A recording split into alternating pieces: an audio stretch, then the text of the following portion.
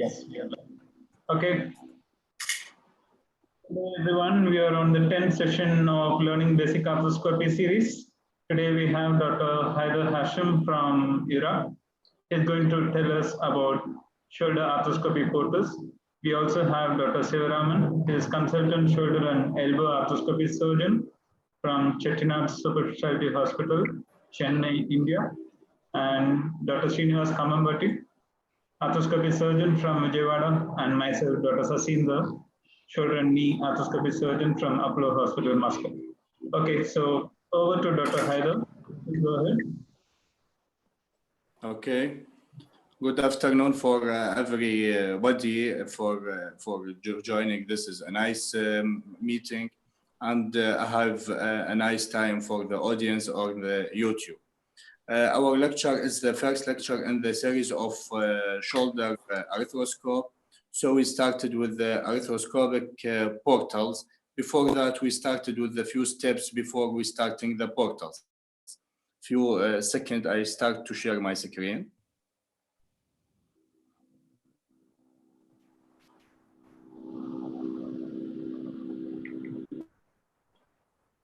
Please don't allow me to share the screen. He said me only the host.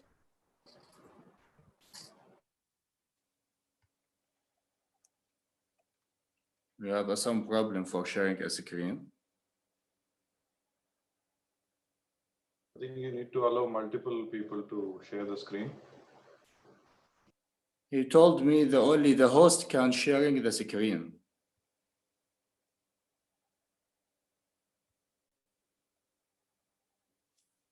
Who can solve this problem? Sasi?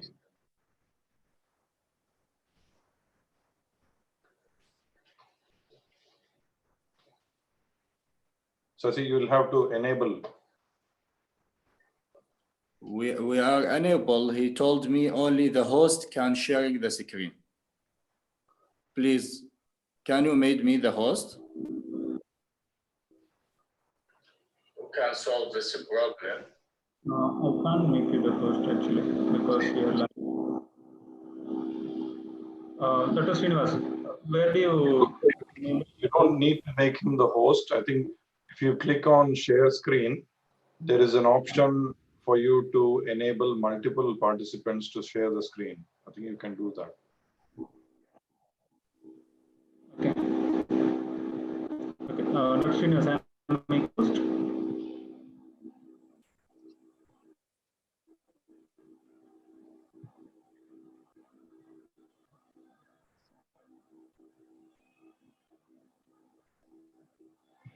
Okay, okay.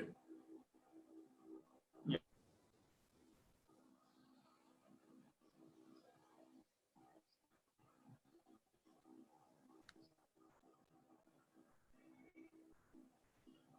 It's okay. My screen now is shared. Yes, yeah. Yes, yeah, we Okay, can see great. it. Yes, yes. So we started with the lecture as about the shoulder arthroscopic portals. I am Dr. Haider Hashem Hussein again. I am an orthopedic surgeon from the Iraq, lives in the Najaf, Iraq. This is my mentor. This is Majid Aswad Al Saad. We are working in the shoulder arthroscope. I think this is for pancreas repair.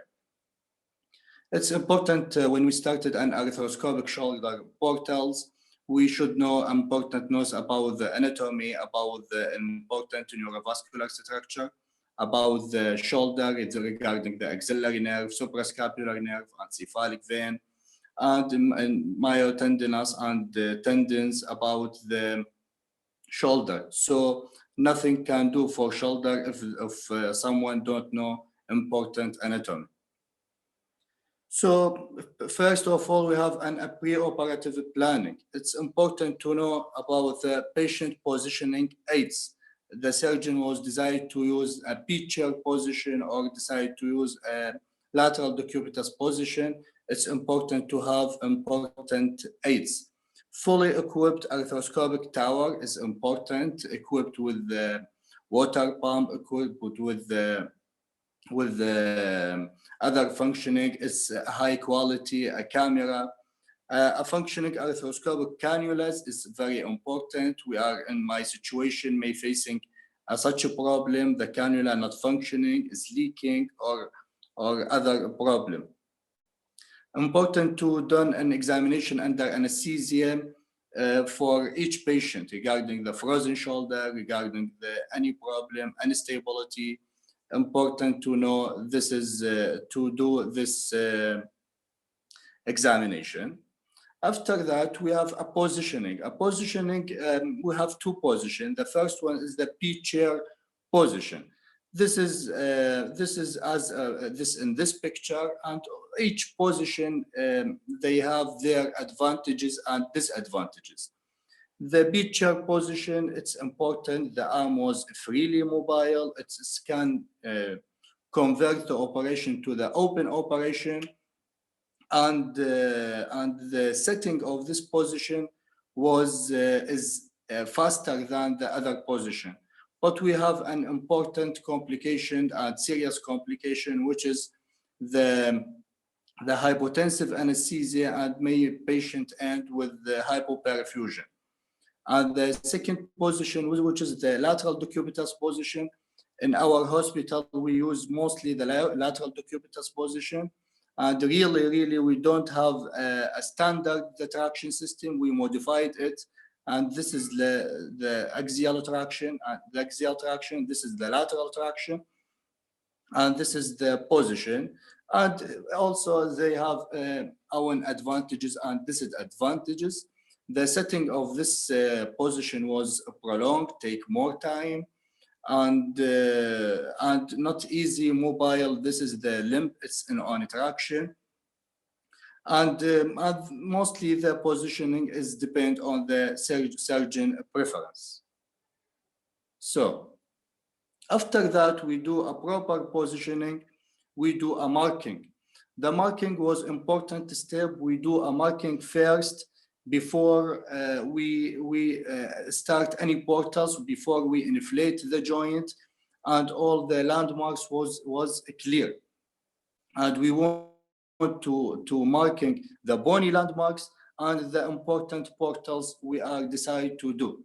So first of all, we start posteriorly. We marking, this is the acromion and the spine of the scapula. After that, we do an obtuse angle with the lateral acromion and marking, this is the posterolateral angle, and this is an important in this step. After that, we marking, this is the anterolateral portal of the acromion, and start anteriorly with this anterior acromion. And after that, we marking this the clavicle, the anterior clavicle, the posterior clavicle, and this is the acromioclavicular joint. And after that, we marking the coracoid process, and this is the circle about the coracoid process. And this is marking without portals. After that, we put this in our minds, and we do the important portals in this lines. And this is our patient. We did marking. This is the posterolateral angle of the scapula. This is the spine of the scapula. This is the acromion. And this is the standard posterior portals. We did this and we mentioned it. Okay. The instrument is quite important in our situation. There is a special instrument for arthroscopic shoulder portals. We should prepare it before that. And this is the sheath. This is a standard sheath. We use it for portals placement. And this is Wissinger rods. This is for penetration of soft tissue and capsule. We said it's a plant, non-traumatic, for cartilage and other structure. And also we use an 11 blade, and this is a different sizes of cannulas with its trocar. And this is a bivalve cannulas. We should check it, and it's ready all the time. Okay, The main subject today is the portals. So the major portals in the shoulder and the standard portal was the posterior portal, which is the standard. This is important portals. We mentioned it. We mentioned the posterolateral corner of the acromion. So this portal is 1.5 cm medial and 1.5 to 2 cm inferior to the posterolateral angle of the acromion. The direction of this portal is toward the coracoid process. There is an important trick to making the posterior portal. First of all, some surgeons prefer to inject a saline to the joints. Usually, if this with 50 cc normal saline to the joint to distract the joint, and after that we draw the cannula and we open only the skin with an 11 plate about a 0.5 cm transverse incision about parallel to the Langer's line. All the shoulder portals, we only open the skin. We don't want to open the underlying soft tissue to decrease the bleeding, to minimize the injured soft tissue, and also to decrease the risk of water extravasation. We enter the sheath with the Wessinger rod through the skin incision, and in screwing pattern, we use it to screw the soft tissue toward the coracoid process. When we are reaching the capsule, then we may go toward the head of the humerus. So we are touching the head of the humerus. We start to move medially, slightly medially to enter the joint. After that, we remove the rod. The fluid already injected was coming out, and this is the sign of we are inside the joint. This is the minimum portal with risk, but there is some risk. The axillary nerve, if we go too inferior, the suprascapular nerve, if we go too medial, and also the cartilage injury, always a risk. This is the marking. This is the posterolateral angle of the acromion. We go inferior and medial 2 cm by 2 cm. And this is the standard posterior portal. So this was called a soft spot between the infraspinatus and the teres minor. And also we can use our hand to put our index finger anteriorly in the coracoid process and thumb to palpate the soft spot, and moving the head of the humerus to know where is the joint and to start this procedure. So we'll go ahead to the second portals. This is toward the coracoid process. This is our patient. We are going toward, this is the point of coracoid process. So we are going toward the coracoid process. This is the standard posterolateral angle through lateral decubitus position. Okay, we have many anterior portals. Also, it's a standard. The anterior portals carry a risk more than the posterior portal. Important, the cartilage damage in neurovascular structure, which is the cephalic vein, the suprascapular, and the anterior humeral circumflex. Fluid extravasation was important complication. Also muscle or tendon, maybe biceps injury or conjoint tendon injury. This is the risk of anterior portals. We carry anterior portals by two techniques. First was in the inside out techniques. This is done by when we are starting from the posterior portal, the camera was held firmly against the anterior capsule, just inferior to the biceps tendon. Then remove the camera and insert the Wessinger rod, penetrate the capsule and tend the skin.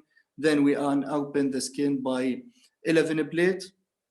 And this is standard when we use the anterior portal, and this is I mentioned this is the anterior superior portal. I don't write the superior. This is the anterior superior. because it's just inferior to the biceps tendon from the inside out technique. The outside in technique, the coracoid process was the most important landmark because the important neurovascular structure was medially to the coracoid process, and we are avoiding to put any portals too much inferior to the coracoid process because it's carry a risk. The anterior superior portal is carried between the coracoid process and the anterolateral edge of the acromion. This is the outside landmarks, and this is portal was directed toward the rotator cuff interval. Usually the rotator cuff interval was wide. We can put it in two portals, the anterior superior portal and anterior inferior or anterior middle portals. From outside technique, we use a spinal needle. We put it between the coracoid process and the anterolateral edge of the acromion, and this is the direction of coracoacromial ligament. We directed the spinal needle toward the joints, and we observe the needle from the joint by the posterior portals. So the needle was inferior to the biceps tendon and the rotator cuff interval. And the second important portal was the anterior inferior portals. And the 5 o'clock portal was a different identity. The anterior inferior portals, which is also in the rotator cuff interval, but it's just superior to the subscapularis tendon. It's the external landmark is a 1 cm inferior and just lateral to the coracoid process. 1 cm inferior and just lateral to the coracoid process to avoid injury to the neurovascular structure. This is a close proximity to the cephalic vein, about 1 cm from the cephalic vein. We enter the spinal needle toward the posterior, anterior to posterior, and it just superior to the subscapularis tendon. The third anterior portal was the anterolateral portal. The external landmark is a 1 cm lateral and 2 cm inferior to the anterolateral edge of the acromion. Next to this slide, we see the pictures from outside and inside to clear the situation. Okay, we have a 3 anterior portal. First of all, one is the anterior superior. The second is the anterior inferior, and the third is the anterolateral portal. Okay, next, and this is the anterior portals. This is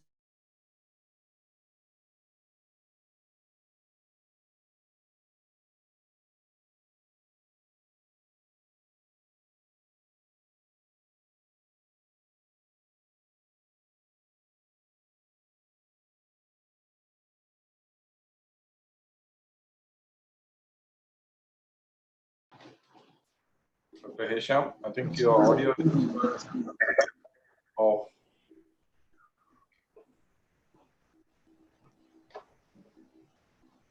I think you got this correct. Haider, can you hear us? Dr. Haider?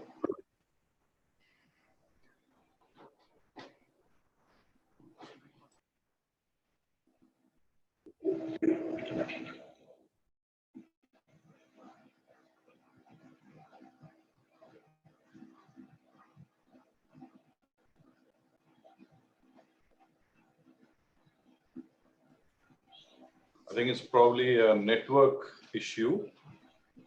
The picture seems to be frozen.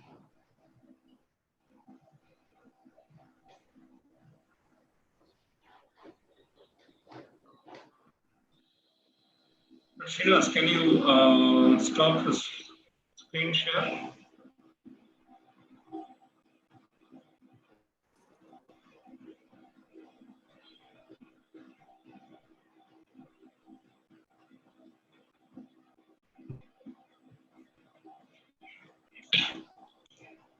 Hello?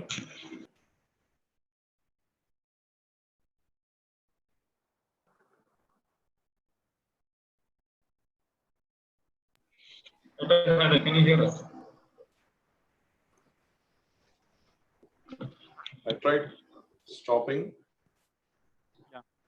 Okay, we got disconnected. Can you get back to the slide you were presenting? That is the anterosuperior and anterolateral portals.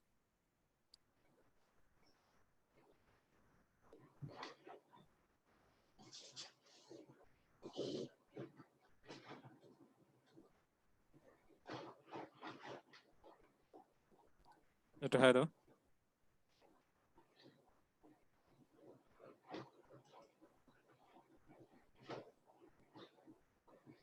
I think he's still not on the line, isn't it? Dr. Haider is still not on the line. Yeah, I think it's a network issue. The picture seems to have frozen. I'm trying to end his presentation. It's not stopping. Probably an issue with the Zoom itself. Okay. Let me see what. Should we end this and re-log in again? So see, what do you think? It's a Saseendar? What do you think? Like, he will connect back again now, or it's a?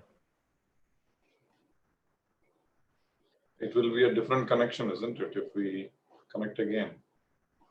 Now, Sesi also seems to be frozen now.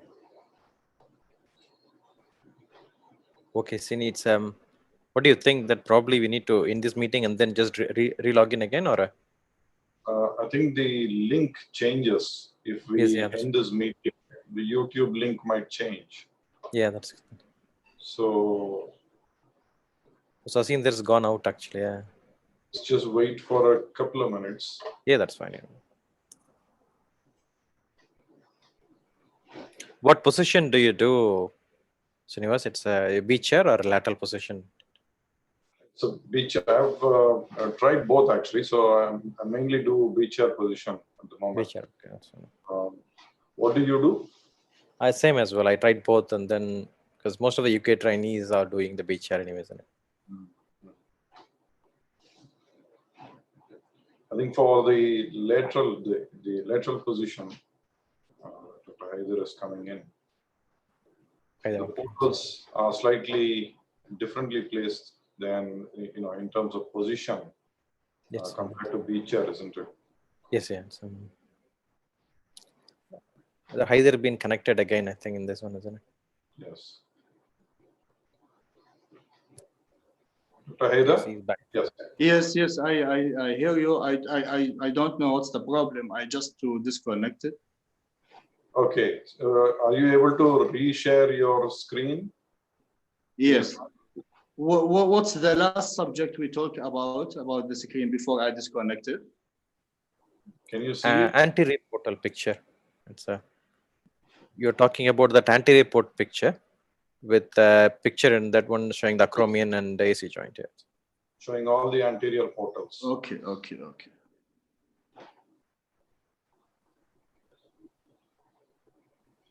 I think someone start sharing his screen. You don't allow me to sharing the screen. Not allowing you, is it? Okay, let's just check.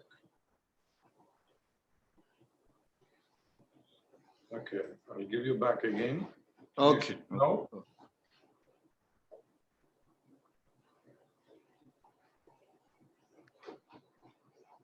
Now my screen is shared.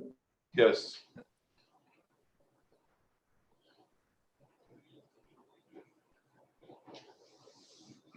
This is the last photo. Yes. This is the last photo we end before disconnected. You can go to the previous. Yes. That's correct. Yeah. This is.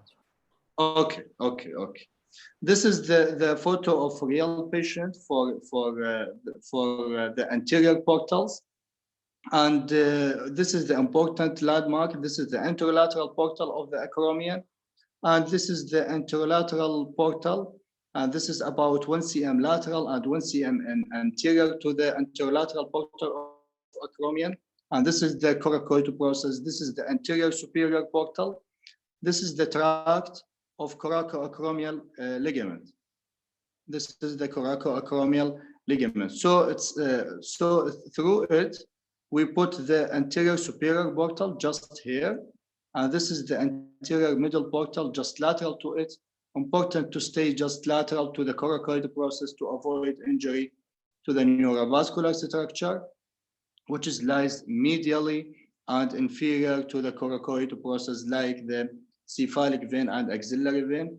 The anterior inferior or anterior middle portal, there is some identity, what's called a 5 o'clock portal, which is the same skin incision, but direct more inferior.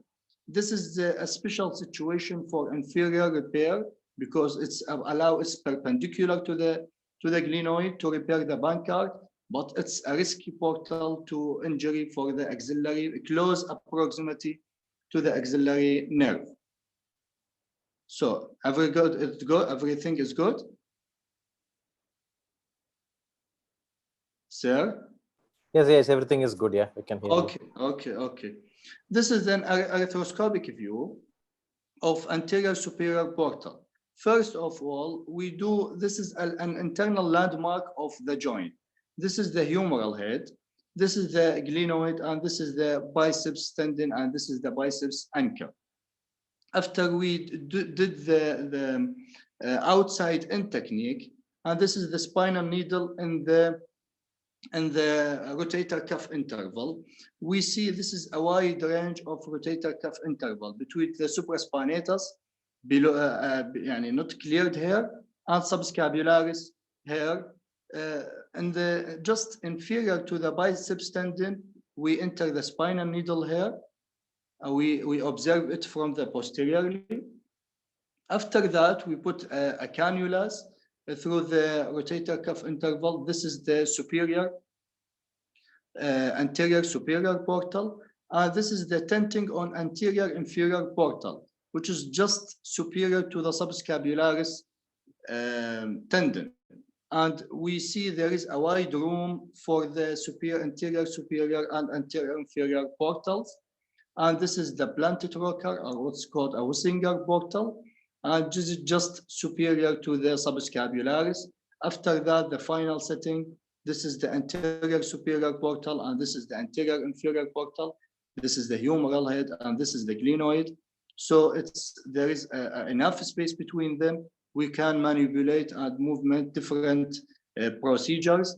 And mostly we did both anterior for the glenoid repair, like pancart repair. Okay. This is the view of our patient. We did a pancart repair. This is the standard posterior portals. I think there did a complication, fluid extravasation, because we have a problem with the cannulas. And this is the anterior superior portal, and this is the anterior inferior portals. We see it. We did an anchor through the anterior inferior portal to reach the inferior glenoid. Both of them working through the subscapular rotator cuff interval. Okay, we have the lateral portals, which is an important portals. It's a working portals, another with the anterior anterolateral for the subacromial space. The landmarks is we did the only technique by the outside in technique, a 3 to 5 cm lateral to lateral margin of the acromion. And this is the photo. Again, we have, this is the lateral acromion. We have a 3 to 5 cm lateral to the lateral margin of acromion. We didn't go more inferior because risk of axillary nerve injury. We don't know to go more superior because during instrumentation of subacromial space, we cannot go in, below the joint. It's difficult. So 3 to 4 to 5 cm, it's enough for lateral portals. Also, we use a 511 blade, open only the skin incision. And through posterior portal, we redirect our sheath and the trocar toward the subacromial space. We entered it in the joint, but we redirect through the posterior portal to the subacromial space, and from outside in technique, we go the spinal needle through the subacromial space. We observe it, it's good. And after that, we start at rocker and we use it. This is the standard lateral portals. So we have for subacromial space. So we have anterolateral here, we mentioned before, for subacromial space, and the coracoacromial and clavicular acromial joint, and for subacromial space. Okay, we have an accessory portals. This is portals, we use it for special situations. Everything is good? Yeah, everything is fine. Yeah, everything's fine. Okay. First of all, we have a Neviaser portal, Wilmington portal, and posterolateral portal. The Neviaser portal was a medial to the acromion and posterior to the clavicle. We in the next slide we see the photos. We draw an angle and we identify the Neviaser portal, and this is important portal for slab repair. For type 2 slab repair, we use this Neviaser portal.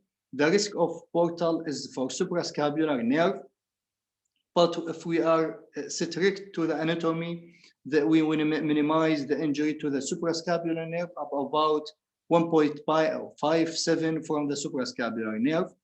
The second portal was a Wilmington portal, which is immediately located lateral and anterior to the posterolateral angle of the acromion. And this portal was go through the supraspinatus tendon. Also, we use it in the posterior, in the repair of supraspinatus, and also we observe the posterior capsule and also observe the posterior superior glenoid. The posterolateral portal, which is 4 cm inferior and 4 cm lateral to the posterolateral corner of the acromion, and this is most inferior portal and lateral portal. We address for this portal the posterior inferior glenoid for repair of labrum and in this area. Again, we use this photo. We use it previously for lateral portal.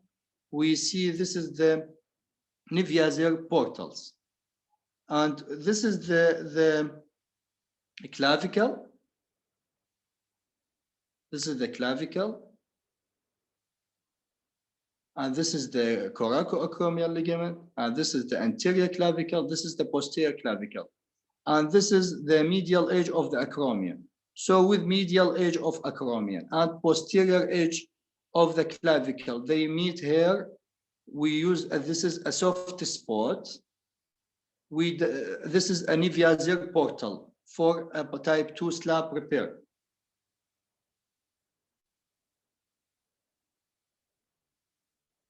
This is a soft spot. We use a spinal needle here, and we go a slight lateral, about 45-degree lateral, and posterior 10-degree toward the joint. This is the direction, we go the direction to enter the joint, to enter the superior part of the joint. Relatively, the suprascapular nerve is about in this direction. We go posterior, so about 1.5 or 1.7 proximity to the suprascapular nerve.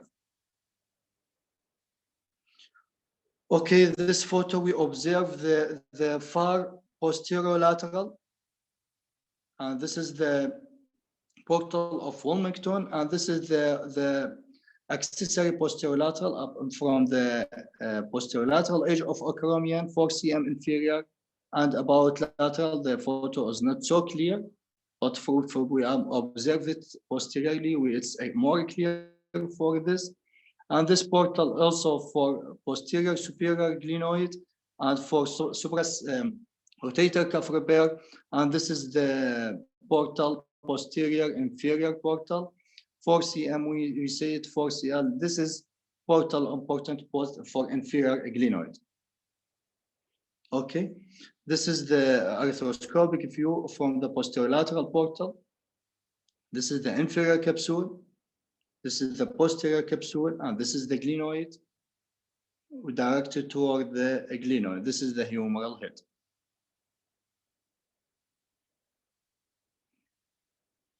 We mentioned many portals. So some of portals was a standard. We did it in any procedure, but some of portals was their own special indication.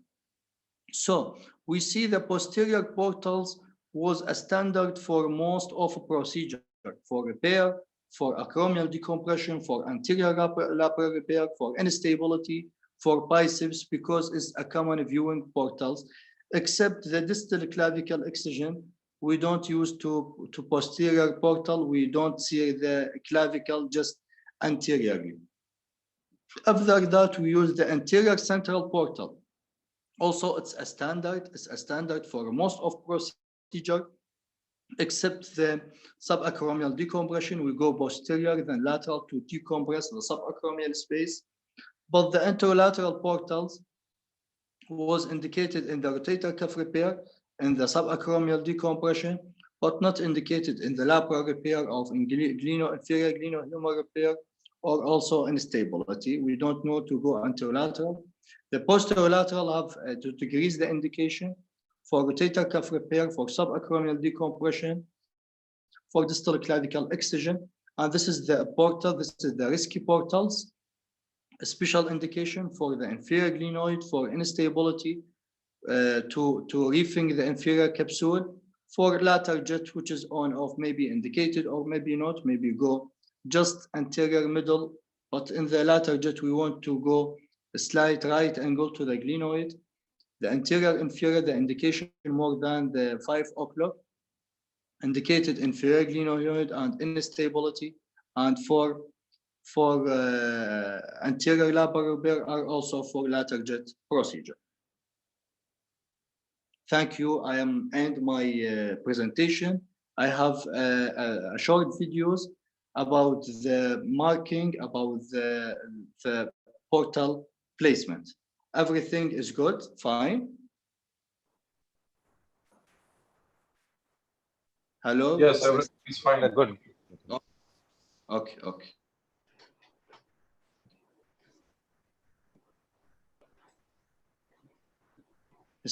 We are, yeah, video is clear. We start the videos. Yes, yeah, can start them.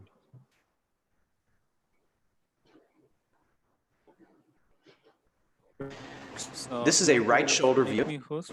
Maybe Demonstrate the anterior part of the shoulder. problem with you. No, it's good.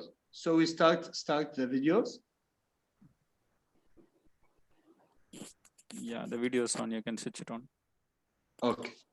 View, demonstrating the anterior part of the shoulder and the posterior part of the shoulder. For arthroscopic surgery, we mark the scapular spine,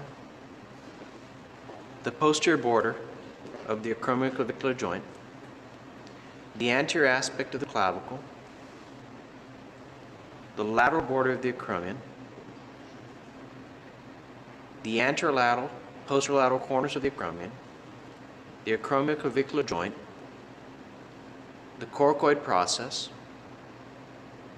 the coracoacromial ligament. We palpate the glenohumeral joint and place a standard posterior viewing portal. The anterior portal generally is placed halfway between the coracoid and the acromion. For rotator cuff surgery, we prefer to utilize anterolateral and posterolateral portals. Other surgical techniques utilize what is known as a 50-yard line portal that bisects the posterior edge of the AC joint into the mid portion of the acromion. The biceps tendon sits approximately 10 degrees relative to the neutral position of the arm. The suprascapular nerve sits 2 centimeters medial to the posterior corner of the AC joint. When we utilize instrumentation for instability repair, we place the arthroscope generally through a posterior portal when we're performing anterior surgery. We instrument the labrum working through our anterior portal, and we stitch the labrum also working through the anterior portal. Okay?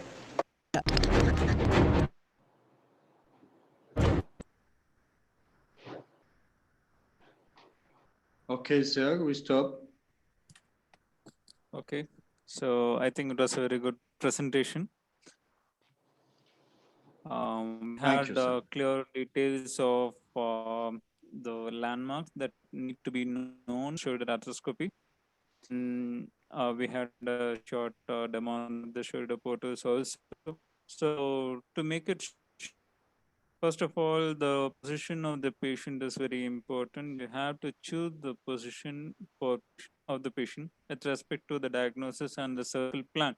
So sometimes some people prefer chair position, and some people prefer lateral or tilted position. So it all depends on what are the diagnosis.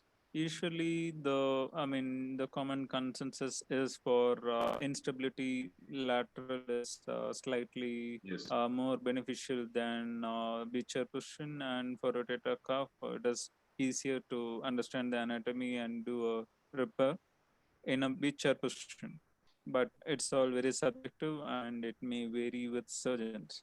Okay, and subsequently, mostly the viewing portal is from posterior, and at least in the initial steps of shoulder arthroscopy, the viewing portal is from posterior, and the instrumentation portal can be from antero-inferior or antero-superior or lateral, depending on what you are doing. If you are working inside the joint, Yes. usually you have a posterior viewing portal and an antero-inferior instrumentation portal. You make a diagnostic arthroscopy. You want to probe the labrum and probe the biceps tendon or the subscapularis, or check the supraspinatus.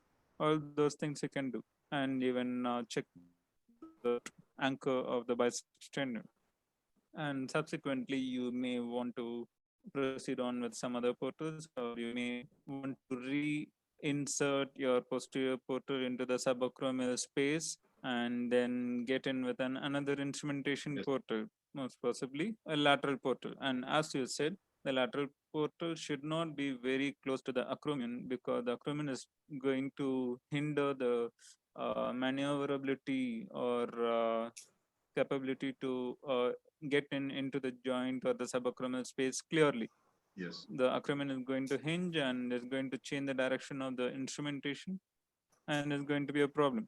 So, but on the other hand, you should not be too inferior. In that case, you can injure the axillary nerve. So 3 to 5, beyond 5 is dangerous, less than 3 is not so good. So 3 to 5 is a good position. And subsequently, you also have the other portals, the posterolateral, anterosuperior, Neviaser, Wilmington. Neviaser, as you said, because it is above, it is easier to approach the biceps root. And Wilmington because a posterior portal can give you some difficulty in viewing all the way in the front in order to see the anterior rotator cuff or your acromioclavicular joint. So Wilmington portal from posterolateral will give you more space to get into the anterior aspect and sort of work there. And an anterosuperior portal, especially in a lateral position, when you are shifting your viewing portal to the anterosuperior portal, you may be able to view the glenoid anterior rim end on in order to work on anterior surface of the glenoid margin. So there are lots of benefits, and there are certain limitations of each portal. So I think we will have more questions now. Dr. Shivaraman, sir, Yes, yes. how often do you use the Neviaser portal? I use it mainly, it's very rarely we use it. We use it for a AC joint excision, lateral end of clavicle excision, sometimes to view the end-on views of the, because most common mistake in AC joint excision is the postero-superior end of either clavicle, that's what we miss it. That's what if you make a Neviaser portal, like a Neviaser portal, then you can view the end-on view of that one. You can use that shaver from that portal to just but main problem with that is the bleeding is the main problem with that portal. And use it for the slap tears as well. Okay. Okay. Mainly do these two indications, mainly AC joint excision if necessary, and for the slap tear repairs. Okay. Are there any precautions you need to take to reduce the difficulties or complications of Neviaser? I use a spinal needle, and also like just make sure that if you're not familiar with it, just we need to use the cautery. Just make sure that any bleeders there need to just get the bleed off from that one. That's the main thing. This bleeding is the main problem with the Neviaser portal. Apart from that, with AC joint excision is really very useful one. Mainly when you're doing the revision AC joint excisions, you can try that portal. Neviaser portal is very useful. Okay. Do you use a cannula there? No cannula, just directly. When you do an AC joint excision, do you put a portal anteriorly? Yes, yeah. I use the portal anterior. Yeah, and superior portal is what's with that one. I view from posterior first, and then from lateral portal, and then just do the AC joint excision. If needed, I use an Neviaser portal just to make sure that, especially if the revision cases, I definitely use an Neviaser portal. If it's a primary cases, mostly it's enough for me to look at from the 30-degree scope itself will be fine. Some people use 70-degree scope. That will give a little bit more clear picture of the AC joint if you do it from the lateral position without using the Neviaser portal. I use a 30 degrees. If necessary, use a Neviaser portal for the AC joint excision.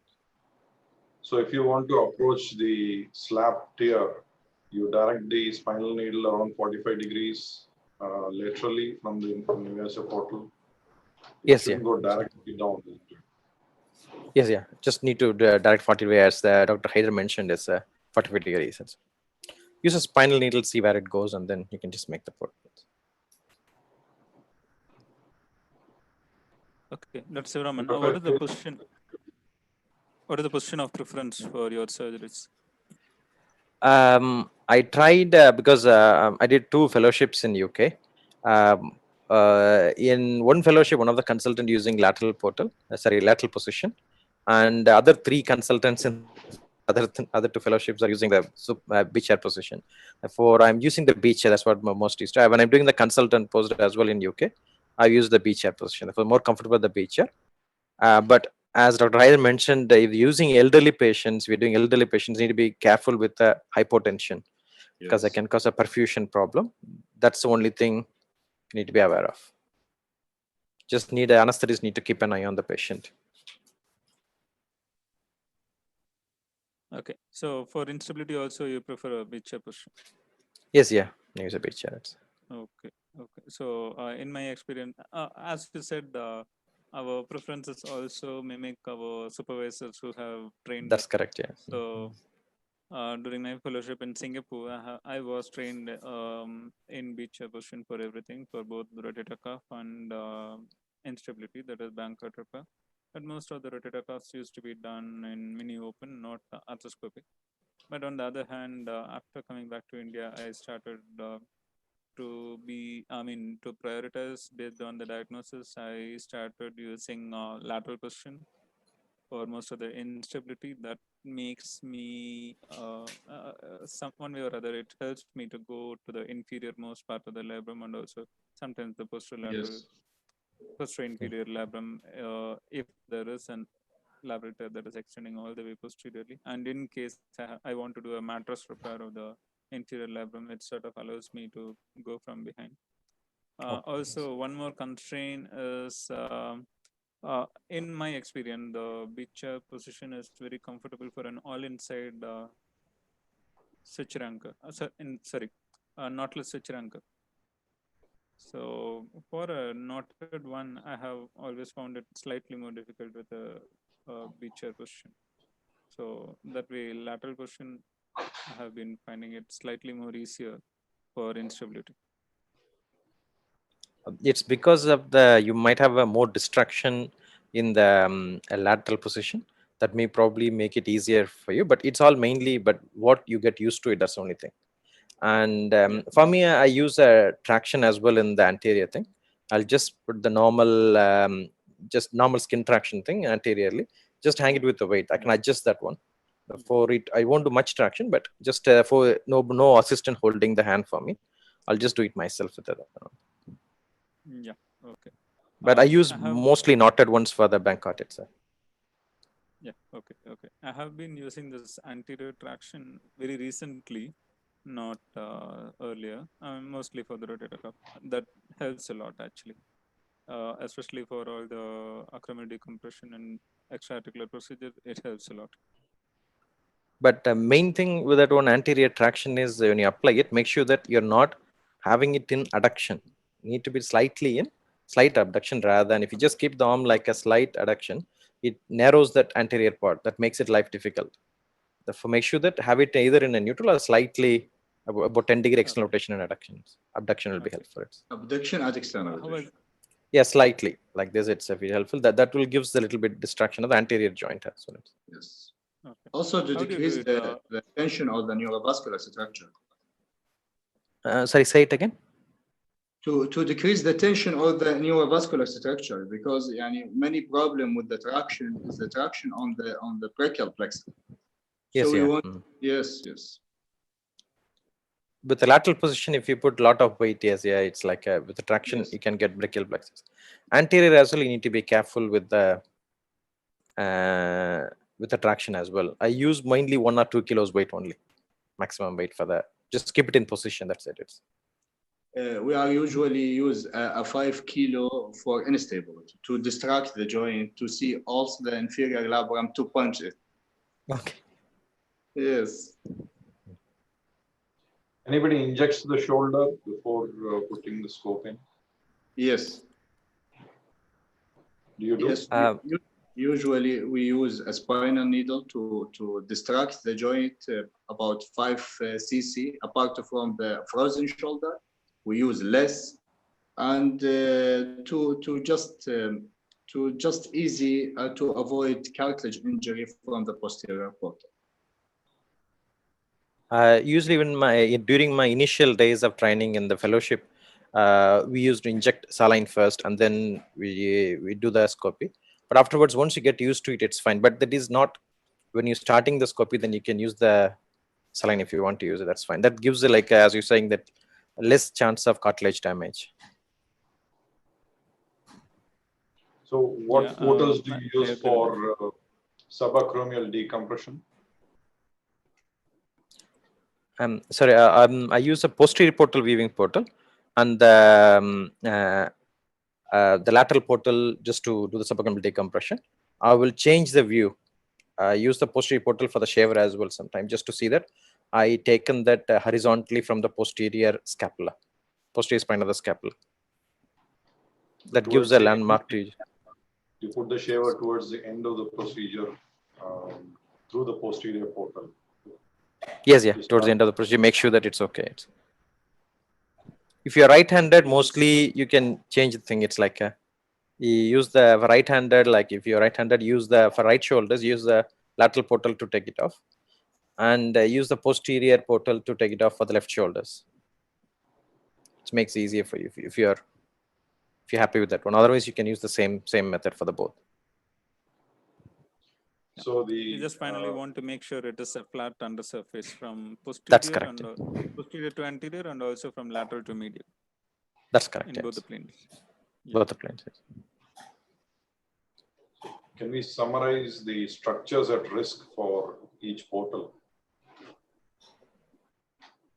Yes, for me the question. Yes, please. Yes. I started, as mentioned before in the presentation, the posterior portal was the least risk. The risk is cartilage chondral injury or and suprascapular injury. If we go a more medial, the risk of suprascapular injury was more. If we go more inferior, the risk of axillary nerve was more. But usually it's a less risk. Okay. Most of portals, they sharing a common complication and the specific. The fluid extravasation is a complication of risk of all portals. And the specific, we focus on specific. Okay. The anterior portals was the risky one. The anterior superior portal, there is also the risk of chondral injury and the cephalic vein. If we are, but it's less than the anterior inferior portals. It's a far away, little bit far away. But risk of biceps tendon if we go directly to it. The anterior inferior portal and 5 o'clock portal, it's a dangerous portal, the 5 o'clock. The risk is axillary nerve for 5 o'clock, the cephalic vein, and also it's mentioned for conjoint tendon, may be injured from the anterior inferior portals. So yeah, we can use it inside or outside technique. This is depend on the situation on operation and the surgeon preference. Regarding the lateral portals, it's as we mentioned, if we go, and Dr. Saseendar says, if we go more than 5 cm, there is a chance of risk of axillary nerve, but really it's a terminal branch of axillary nerve, not the proper axillary nerve. If we go 5 cm less, and also the risk of chondral injury and others was mentioned. And the posterior inferior portals, high risk of axillary nerve injury. And I mention the anterior and posterior portal. It mentioned there is a risk of posterior and anterior humeral circumflex artery that could be injured during this procedure. Okay, Dr. Sivaraman, have you used the 5 o'clock portal, and can you give us some guidelines?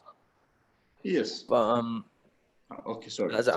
Yeah. The 5 o'clock portal mostly, like we use it mainly. It's a trans-subscapulary. Sometimes you can go, but main thing need to be careful is axillary nerve. That's the main thing, because when you're taking the bites and things, axillary nerve need to be careful. And mainly use it for the when you're not able to get the tissues for the Bankart repair. Is a good bite, you can use that portal. And other thing is Hegel lesion. You can use it for Hegel lesion. And the bony Bankart, when you're using a bony Bankart, when you want to put a screws through that one, you can use that the big bone piece. If you want to use a cannulated screws, you can put a cannula and then use that. Just put a cannula that can avoid that neurovascular problem and things. It's anteroinferior. Okay. Thank So you. And what is your approach to portals going through the tendons? Yes, sir. You're not supposed to use portal cannulas for the reason that there is more injury to the tendons. Yeah. Tendons, yeah, that's correct. But I think we will have more of the muscular part of the subscapularis rather than the tendinous part. Yes, it might be more muscular part, and if you want to avoid it, you can you can use that joystick thing. Then you can just push the subscap inferiorly, and then you can put the cannula just over the top of it. Okay. And Dr. Sivaraman, what is your approach to posterior labrum? Tear in the posterior labrum. The posterior labrum, we use like a view from anterior one, and then use the posterior inferior as well as a normal posterior portal, and then use the cannulas for the both, and then do the repair, the posterior ones. Okay, how do you put the posterior inferior portal? Like as Dr. Haider mentioned, is a 4 centimeter below, and then just we about 4 centimeter like lateral to it. But what you do, it's the medial read. Use a spinal needle to see where you want to go from outside, and then just use the skin and then use it. That's fine. So that way we won't be playing around in the deep tissues. We can directly get into the capsule, yes, yeah. And then directly without much damage to other tissues. Yes, tissues. I mostly do nowadays a remplissage for the patients with recurrent dislocations along with the anterior thing, and we use like a posterior inferior thing, but use a spinal needle to see where I need to go, and then use that portal itself. Okay, so you use the posterior inferior in addition to the regular posterior portal for That's the correct. screw. Yes. For the implicage. Yeah. Okay. What I used to do, I would go with a viewing portal in the anterosuperior portal, viewing anterosuperior portal, and have a look into the lesion, and use the same posterior portal in order to place the screw and also have the bite. I use a single posterior portal. I view through the anterosuperior portal and place the screws through the posterior portal and then stick with the parrot beak. Okay. You use the knotless or a knotless mostly? I use knotted. Knotted. Okay. Knotted. Okay. And I think especially with a long and a longer posterior his lesion, more inferior portal also will be needed in order to have a wider area of the capsule onto the lesion. Okay. What do you feel?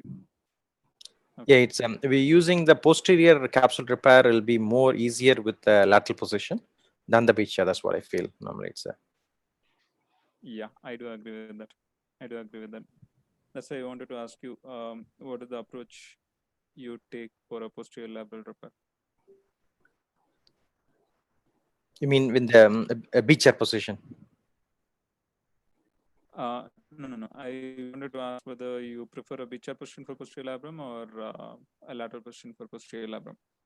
Because most of all the kids I'm doing now like beacher position. I'm get used to it now from using that. Yeah.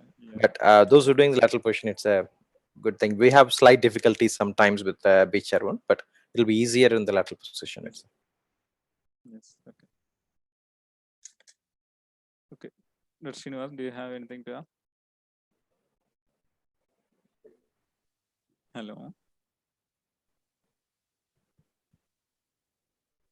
Okay. What do you use, Dr. Srinivas?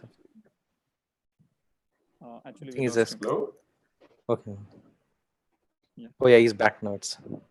Yeah. Srinivas, what do you use it for the posterior labrum repairs? It's a use a same position beacher, and what's your techniques? I only use beacher position.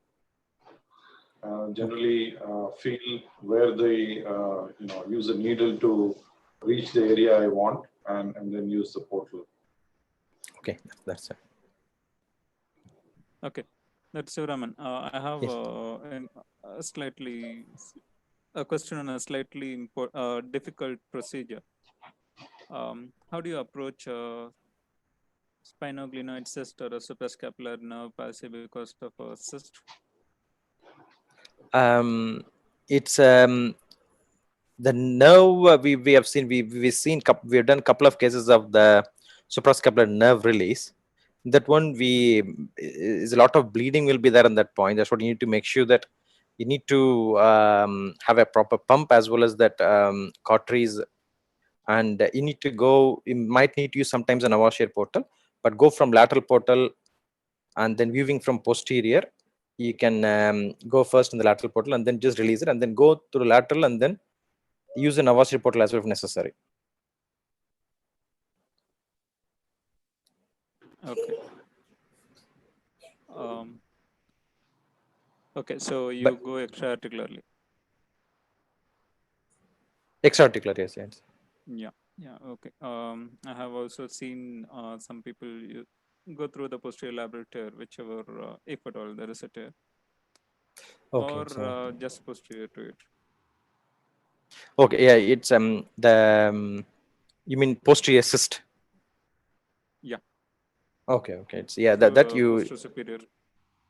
Okay, I'm just Usually saying about the suprascapular nerve release. Yeah, suprascapular nerve release, and then the cyst that I use that extra-articular that one. Okay. And do you always have to go in all the way into the nerve in order to release it in the presence of a cyst? Or you can just decompress the cyst? Is that okay?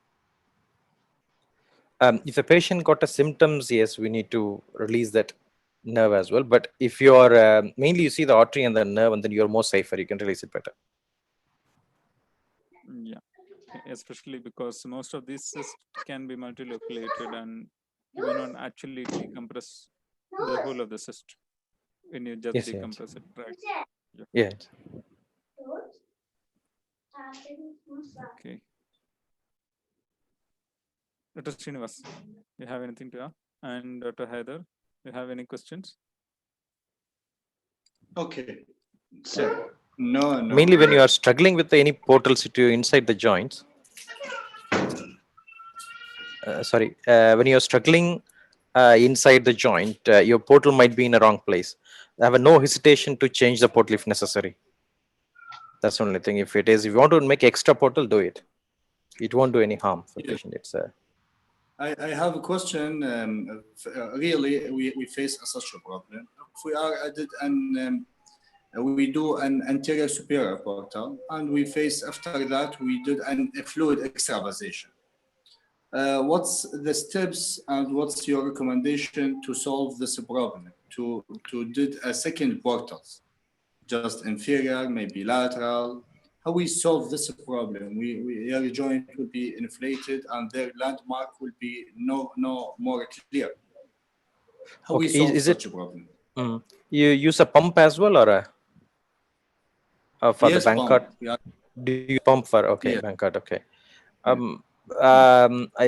We use I don't use a much pump here in India. For India, I use pump for the bank card. For the cuff repairs, I use a pump. And when we are using the pump as well, keep a low pressure. If you are able to view the intraarticular low pressure, that will minimize the sum of extravasation. And just make sure that your cannula is working fine. Don't make that portal with the wedge force. We will make a slight nick in the. If you just push it like push with the cannula's guide, the dilator, what happens is it will strip that muscle from the capsule. That causes more of extravasation. For what I use a needle, and then with the needle itself, you can make a slight nick in the capsule if needed to be. Then it makes life easier for you. It won't extravasate much. If you already have a more swelling, if it's still fluid extravasating, then probably you need to use another spinal needle to see, but don't take the cannula out. If you take the cannula out from that one, you will extravasate more fluid. Therefore, keep the cannula in that will actually keep the seal of that fluid there. And then if you need extra portal, you can use that spinal needle to just make the extra portal if necessary. But really, it's difficult. It would be more. Yes. Once it's extravasated, more swelling there, making another portal is very difficult. Yes. There is an instrument I found it very useful, which has a wire, something like a K wire, and there's a cannula which goes on top of that K wire. So both of them come together. So you can use that wire as a needle, and then you feed this cannula on top of the wire, and then you can put your portal cannula on top of this cannula. So that's a very useful instrument to have. Yes, really, we use it before, and it's very useful. It's very useful, this. But if it's the tip, like KY, if it's sharp, when you are pushing your cannula, maybe injure the cartilage, maybe go through the cartilage. It's similar to using a spinal needle, isn't it? Yes.